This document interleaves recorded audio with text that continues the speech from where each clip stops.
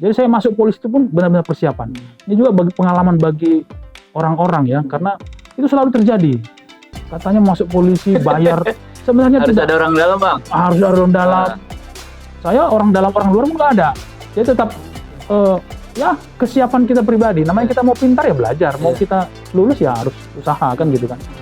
Itu juga penekanan saya kepada masyarakat, pada generasi muda, jangan terpancing untuk iming-iming orang bisa masuk dengan jalan yang nggak benar. Mau menguji seseorang itu ya kasih dia jabatan, ya kan? Di situ akan kelihatan. Yang kedua tentu kita sebagai manusia, ya. Kalau saya kebetulan Kristiani, dalam prinsip saya itu ada istilahnya ora et labora, berdoa dan bekerja. Karena kita tahu apa yang kita kerjakan ini ya harus kita doakan. Apa yang kita doakan harus kita kerjakan. Tidak mungkin kita hanya berdoa kepada Tuhan tapi tidak kita kerjakan, tidak kita usaha. Kami dalam kegiatan apel pun selalu saya sampaikan kepada semua anggota. Semua agama itu mengajarkan yang baik, ya kan? Maka bekali, modali kita, masing-masing hati pikiran kita dengan keimanan yang kuat, ya. Kalau kita tidak sudah tertutup hatinya atau bahkan duniawi itu bisa lebih besar daripada rohani kita, maka yang terjadi adalah penyimpangan, penyalahgunaan.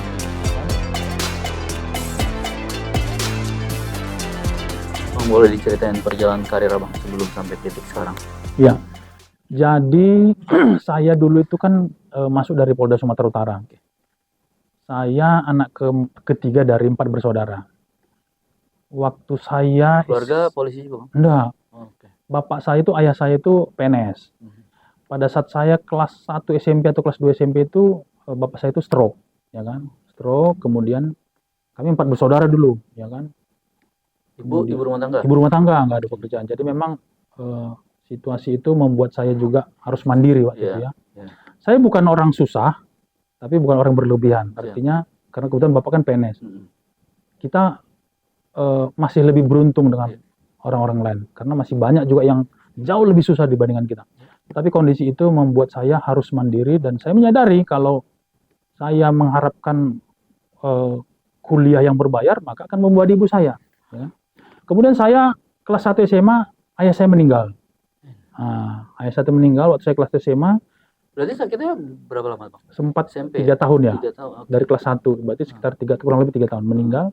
Dalam posisi waktu itu, abang saya itu kuliah, nomor 1, nomor 2 kuliah, saya kelas 1 SMA, adik saya ada SMP kelas 1.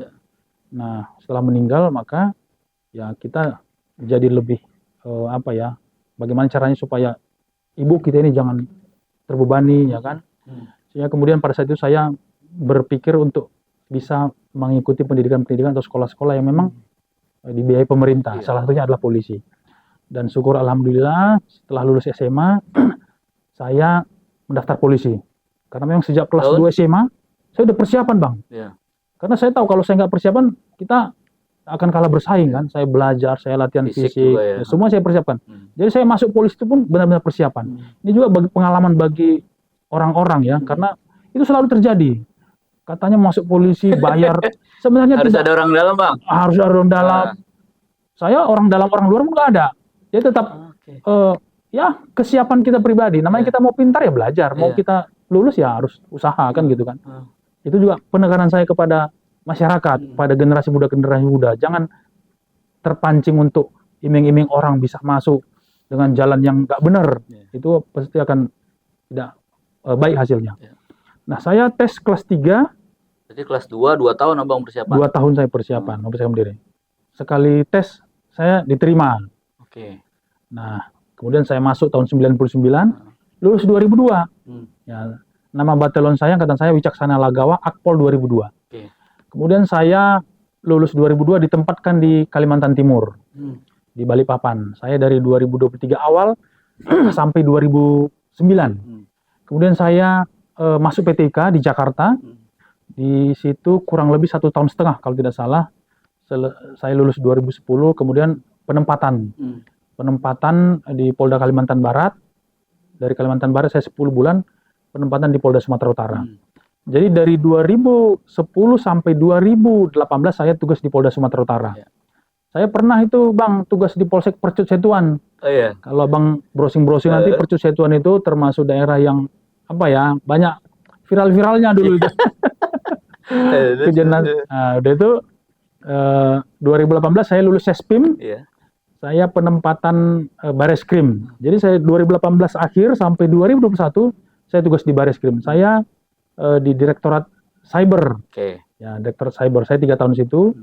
Kemudian 2021 saya mutasi menjadi Kapolres Tapanuli Utara Ya. di Tarutung. Ya. Di sana saya setahun. Ya. Nah, di sana itu ada bandara juga, Bang. Bandara Silangit. Cuma di sana penerbangan hanya 5 sampai 7 penerbangan satu hari. Kalau di sini sampai 1000. Beda, ya. Jadi langsung berapa kali lipat tuh? Iya. Hampir 1000 kali lipat ya kan?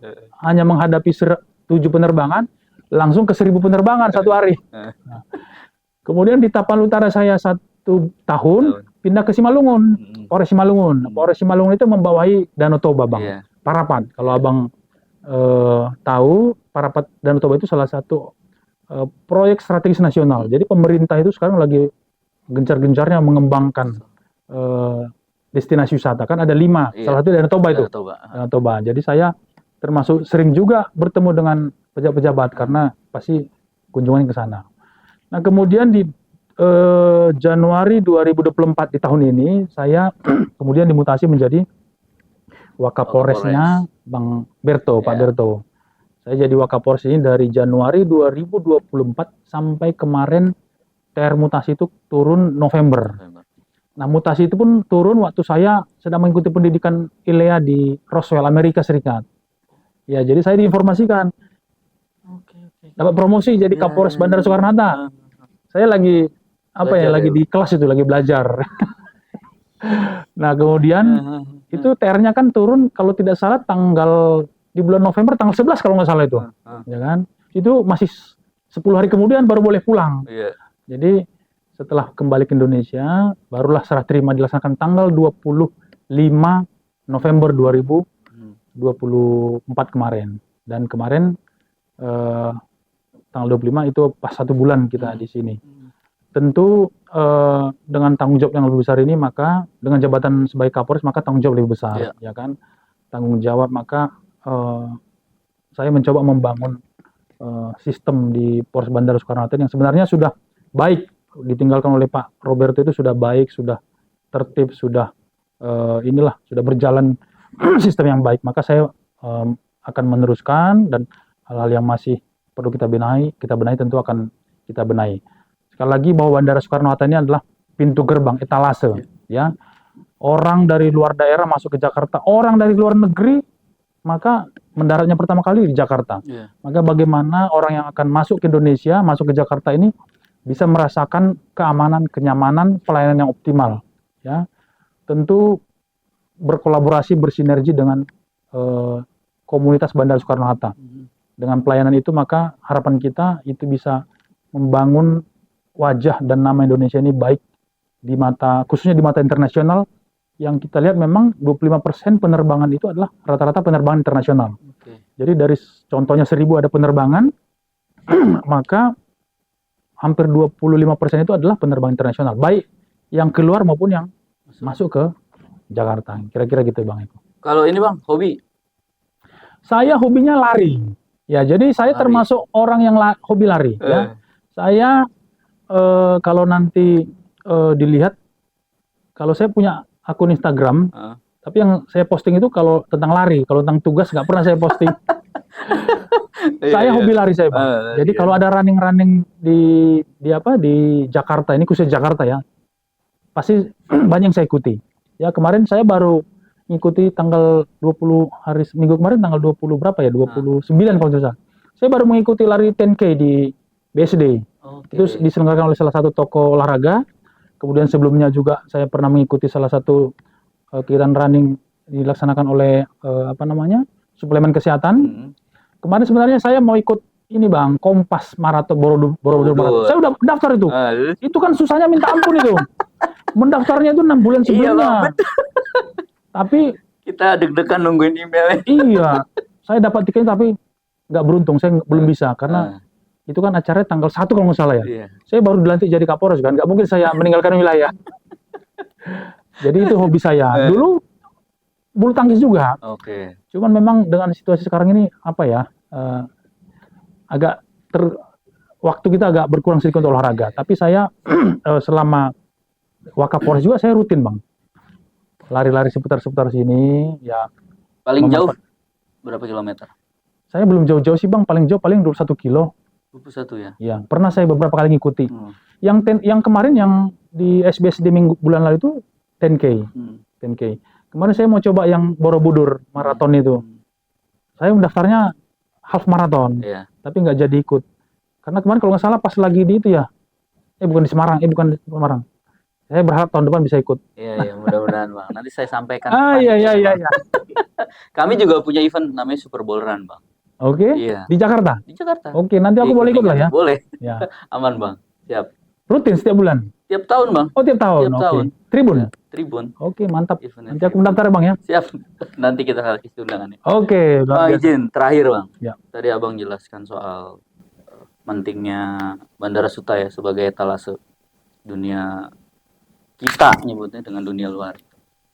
Bagaimana abang menjembatani diri, karena kan dengan posisi abang kan memungkinkan ya jika ingin tergiur gitu dengan hal-hal yang tidak baik, abang gimana menjembatani diri sebagai pribadi dan sebagai pelayan publik? Ya, jadi sebenarnya memang tugas polisi itu banyak juga godaan-godaan ya.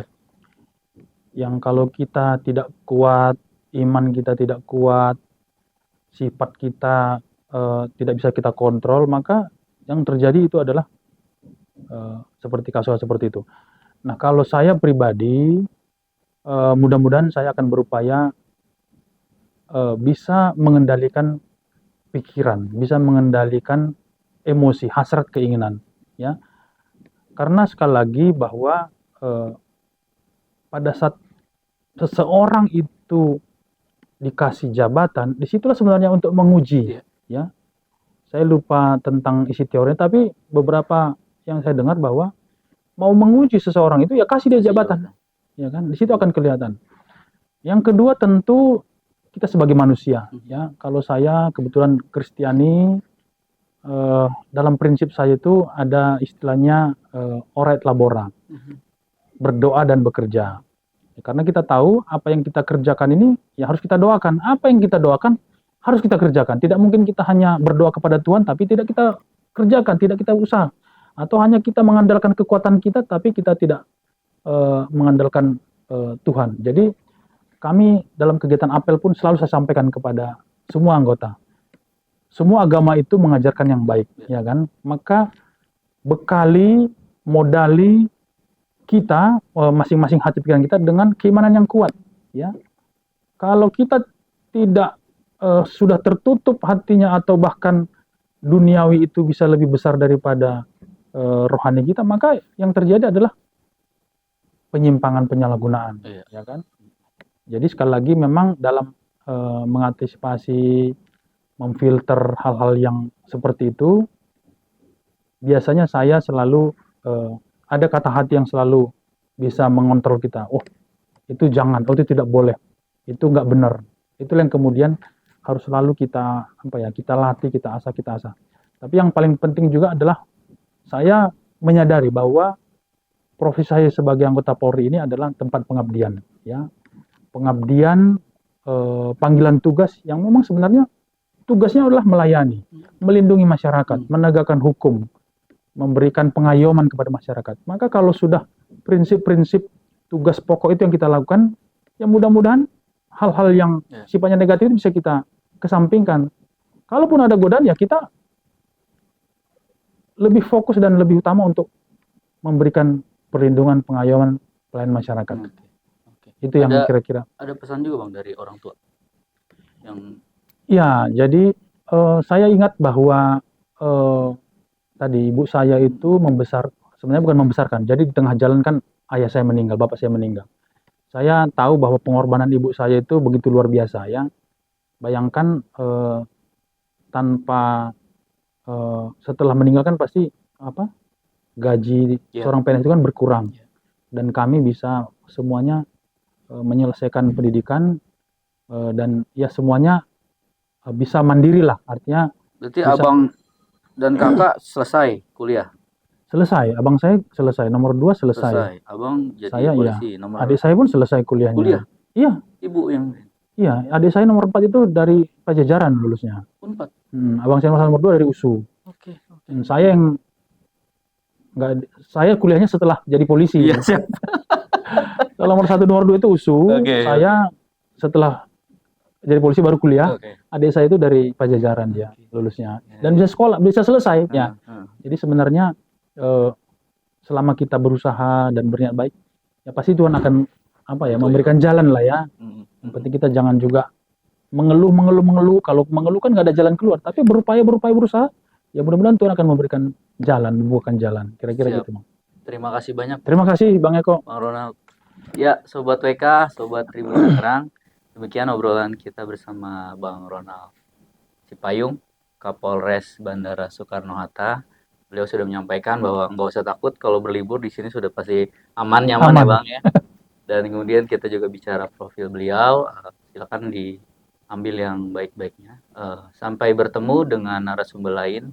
Assalamualaikum warahmatullahi wabarakatuh. Terima kasih banyak.